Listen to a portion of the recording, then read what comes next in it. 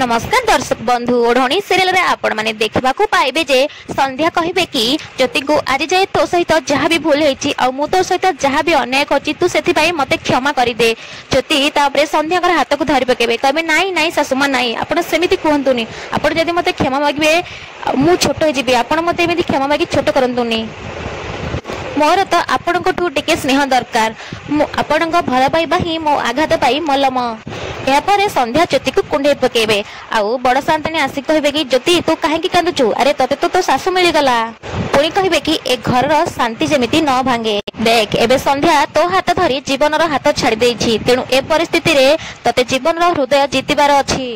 ए माँ पुओं मान अभिमान पाई घरे जेमिति आउ गंडगोल न हुए आउ जदि सेमिति किछि हुए ना तो बेक आउ ज्योति कहबे बंधुक एमिति कहि कि रहिबे पुणी ज्योति कहबे मोर तो अभ्यास हो गलानी माँ ठाकुराणी एबे जदि आपण बंधुकर धमक न शुणे मोर तो भात ही हजम हबनी।